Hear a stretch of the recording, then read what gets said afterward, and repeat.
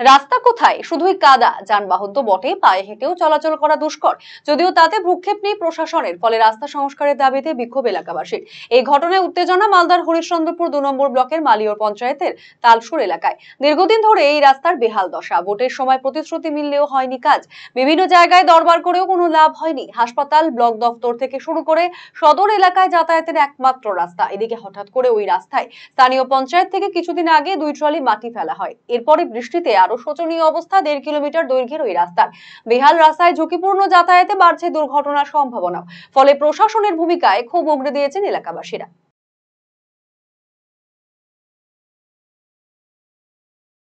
মন্ত্রী নেতা সবাই আছে, কিন্তু ওরা শুধু খেতেই ব্যস্ত। কেমন খেতে? মাঠের রাস্তা কেউ দেখতে যাবে না, সেগুলোতে 1.5 কোটি 2 কোটি টাকা টেন্ডার হচ্ছে, কিন্তু আমাদের মেন যেগুলো দরকারি ডেলি মার্কেট, চলতি রাস্তা, আমাদের ডেলি যেটা যাতায়াত হয়, সেগুলোতে কিন্তু কেউ চক্ষু দিচ্ছে না। অ্যাম্বুলেন্স আমরাকে তো নিয়ে যেতে হয়, পেশেন্টকে নিয়ে গিয়ে উঠাতে হয়, ঢুকতে পারে না অ্যাম্বুলেন্স ভিতরে। তার জন্য আমরাকে বাধ্যতামূলক অন্যরকম ব্যবস্থা করে, টোটো হোক বা ইয়ে হোক, বুটবুটি হোক বড়, ওই টাইপের কি করে আমরাকে নিয়ে গিয়ে তারপরে অ্যাম্বুলেন্সে চাপাতে হয়। অবস্থাও আমাদের এখানকার শোচনীয় অবস্থা। কি চাইছেন এখন আপনারা? আমরা যদি যত শীঘ্রই হোক এই রোডের কাজ হোক।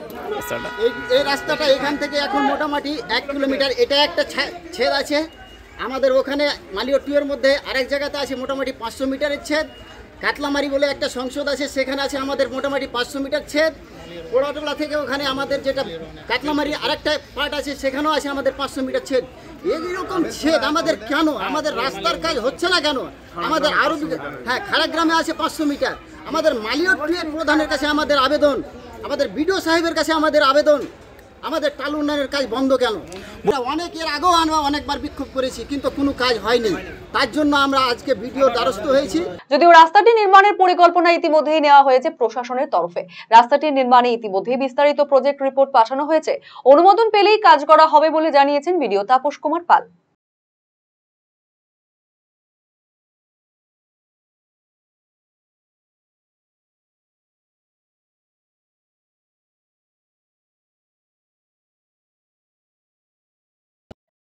হ্যাঁ, ওই রাস্তাটার খবর এসছে।